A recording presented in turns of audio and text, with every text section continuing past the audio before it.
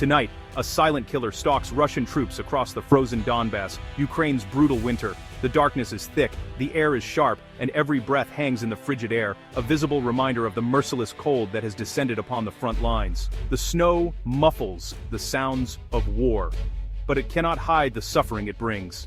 This enemy carries no rifle, fires no artillery, but claims lives all the same. It seeps into every crack and crevice, turning weapons into useless frozen relics and transforming the battlefield into a graveyard of abandoned hopes. Russian soldiers are dying in their trenches, not from bullets, but from relentless cold. Their faces are etched with exhaustion, their bodies weakened by sleepless nights, and the constant battle against the elements. The cold is an adversary that never tires, never relents, and never shows mercy.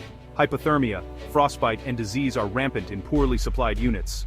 Medics work tirelessly, but their resources are stretched thin, and every case of frostbite is a stark reminder of the army's vulnerability. Fingers and toes blacken and die, and the only relief is often amputation. The war has entered a new phase, survival against the elements.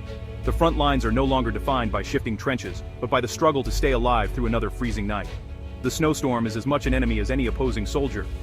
Ironically, General Winter, once Russia's legendary ally, has turned against its own.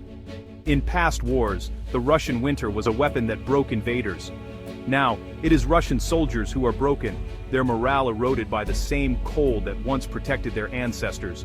Many Russian soldiers, poorly trained and hastily mobilized, lack proper winter gear and medical supplies. Their uniforms are thin, boots leak, and gloves are scarce. Supplies that should have arrived weeks ago are missing, lost to logistical chaos or corruption.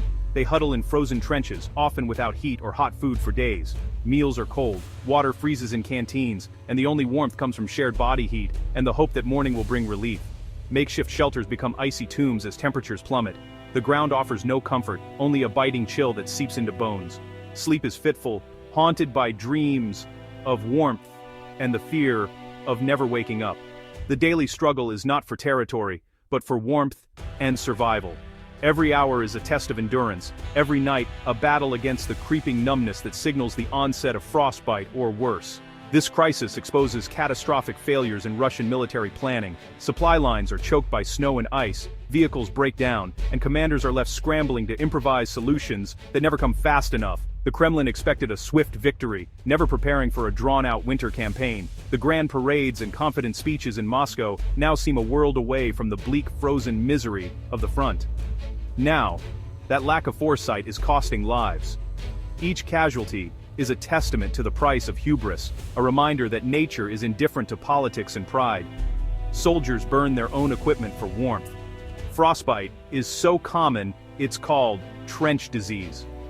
Boots, uniforms, even ammunition boxes are sacrificed to feed tiny fires that barely stave off the cold.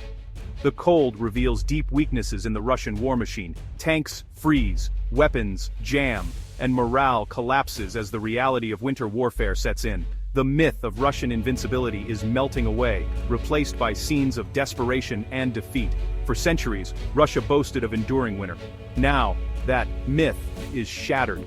The proud legacy of survival has given way to a new reality. The winter is no longer a shield, but a sword turned inward. The silent killer in the trenches is both a weather phenomenon and a symbol of strategic miscalculation. In the end, it is not just the cold that claims lives, but the failure to respect its power. A lesson written in frost and blood across the frozen Donbas. The winter crisis is visible in the data. Russia's advance in Donbas has slowed to a crawl. Gains are measured in meters, not kilometers, sometimes just a few hundred feet in weeks. The operational tempo of Russian forces has plummeted since winter's onset. Frozen ground makes digging fortifications nearly impossible. Equipment failures skyrocket. Soviet-era hardware falters in the cold, unfit for modern winter warfare. The Kremlin's plan relied on speed and momentum, but now, the war is a brutal contest of endurance. Each meter gained near Bakhmut or Avdiivka comes at a staggering cost. Winter has frozen the conflict, giving Ukraine time to regroup and fortify. Russian troops now fight two wars, one against Ukraine, another against the environment. This war of inches is a testament to Russia's failed strategy and the harsh reality its soldiers face. To grasp Russia's current failure, we must understand its most powerful myth, General Winter. For centuries, Russians believed their harsh climate was an invincible ally, defeating invaders time and again. This myth, rooted in real history, shaped national identity and military doctrine. Napoleon's army was destroyed by the cold in 1812. Hitler's forces froze outside Moscow in 1941. Winter was seen as Russia's ultimate defender, but the myth bred complacency. General Winter was about defending the homeland, not invading others. In Ukraine, Russia is the invader, operating at the end of long, vulnerable supply lines. The very legend they relied on has turned against them. The Russian army is now exposed, unprepared, and suffering. The myth of winter as a shield has been shattered. Geography and climate now punish the aggressor. The consequences are devastating for Moscow's ambitions. The ghost of Napoleon's Grande Armée haunts Donbas today, a chilling reminder that history's harshest lessons are never truly buried beneath the snow. The echoes of past mistakes drift across these frozen fields, whispering warnings to those who march here now. In 1812, Napoleon Bonaparte led more than 600,000 men into Russia, confident that his military genius and overwhelming numbers would secure a swift and decisive victory. His soldiers, drawn from across Europe, advanced with high hopes, believing themselves unstoppable, but the Russians refused to fight on Napoleon's terms. Instead, they retreated deeper into their vast homeland, burning villages, crops, and supplies as they went. This scorched earth policy left nothing for the invaders to eat or use, stretching French supply lines to the breaking point and beyond. By the time Napoleon's army finally reached the gates of Moscow, they found the city abandoned and set ablaze. The soldiers, already weary from endless marching and constant hunger, now faced the bitter Russian winter with dwindling resources and shattered morale. The brutal cold finished what hunger and exhaustion had begun.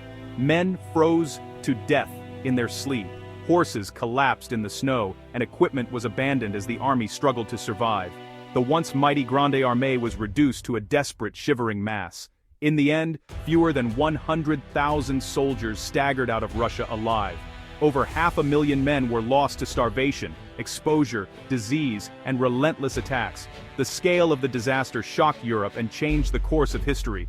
The lesson is clear. Logistics matter more than numbers, more than courage, and even more than brilliant tactics.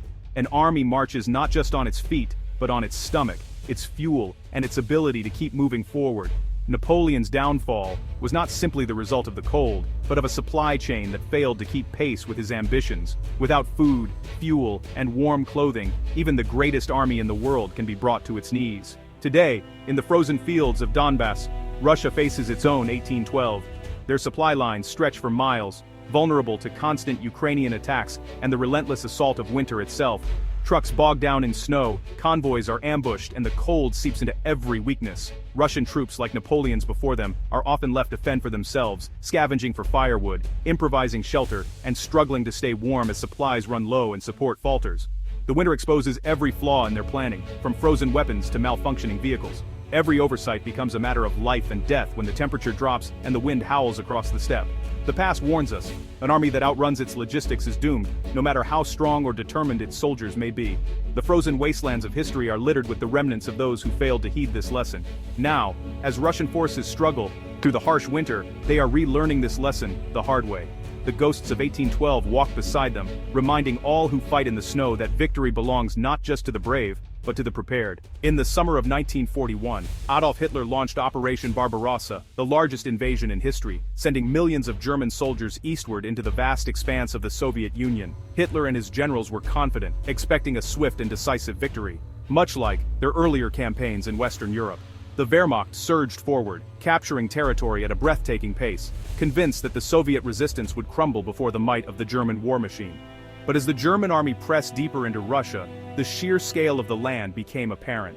The endless Russian steppes stretched for hundreds of miles, and the roads quickly turned to mud and then to ice. The rapid advance slowed, and the logistical challenges mounted. The German supply lines, already stretched thin, struggled to keep up with the advancing troops. By autumn, the situation grew dire. Supplies of food, fuel, and ammunition dwindled as the front lines moved farther from their bases. Then, as if on cue, one of the harshest Russian winters in decades descended upon the invaders, bringing blizzards, sub-zero temperatures, and relentless snow. German soldiers, still outfitted in summer uniforms, found themselves utterly unprepared for the brutal cold. Engines seized up, weapons jammed, and frostbite became a deadly enemy. Thousands suffered and died not from bullets, but from exposure and starvation. The famed Blitzkrieg, which had conquered so much of Europe, literally froze to a halt in the Russian winter. The momentum was lost, and the German advance stalled in the snow and ice. Meanwhile, the Soviets, hardened by years of harsh winters and better equipped for the cold, launched fierce counterattacks. Their resilience and preparation shattered the myth of German invincibility, turning the tide of the war on the Eastern Front. Fast forward to the present, and the echoes of history are unmistakable. The parallels between the German invasion of the Soviet Union and Russia's own campaign in Ukraine are striking. In 2022, Moscow launched its invasion of Ukraine, similarly expecting a quick and decisive victory. Yet just like the Germans before them, Russian planners underestimated the challenges of winter warfare and the resilience of their opponents. Russian equipment has faltered in the freezing conditions, with vehicles and weapons succumbing to the cold.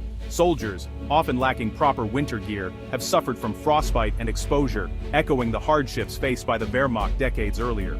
Once again, an invading army finds itself bogged down by the unforgiving Russian winter, its ambitions frozen on foreign soil. The cycle of history repeats, with new faces but familiar struggles. The lessons of the past have come full circle, reminding us that in Russia, winter is always a formidable foe, one that can humble even the mightiest of armies. The Winter War of 1939-40 offers a troubling precedent for Russia. The Soviet Union invaded Finland expecting an easy victory, but the Finns, masters of winter warfare, used the cold to their advantage. Soviet troops, poorly equipped and unprepared, suffered massive casualties. Supply lines collapsed, and thousands froze to death. The Finns, though outnumbered, exploited the environment and humiliated the Red Army. The Winter War cracked the myth of General Winter. Winter favors the side that is better prepared and adaptable. Ukraine is now using this very lesson against Russia. The script has flipped. Ukraine is now the well-prepared defender, Russia the struggling invader. Western aid has equipped Ukrainian soldiers with high-quality winter gear, heaters, and supplies. This isn't just comfort, it's combat effectiveness. Russian troops, by contrast, lack basic equipment and often rely on donations or personal purchases. The Russian state is failing to provide for its own army. This disparity gives Ukraine a huge tactical and psychological edge. The myth of General Winter as Russia's ally is dead. Now winter is Ukraine's sword, cutting into Russian morale and capability. The Kremlin's narrative is collapsing under the weight of reality. Winter now fights for Ukraine. In Donbas, Russian morale is collapsing under the weight of cold, hunger, and despair. Soldiers focus on survival, not fighting, as the cold drains their strength and hope. Hot meals are rare, medical care for frostbite is lacking, and supply lines are broken. Many feel abandoned, fueling insubordination and desertion. Ukrainian morale, by contrast, is sustained by purpose, support, and better equipment. Seeing the enemy suffer while they endure boosts Ukrainian resolve. Logistics is more than supplies. It's a sign of national commitment. The Russian army faces a morale meltdown, more dangerous than any Ukrainian offensive. Videos of Russian soldiers pleading for help are now common. An army that has lost its will to fight is already defeated, and winter accelerates that defeat.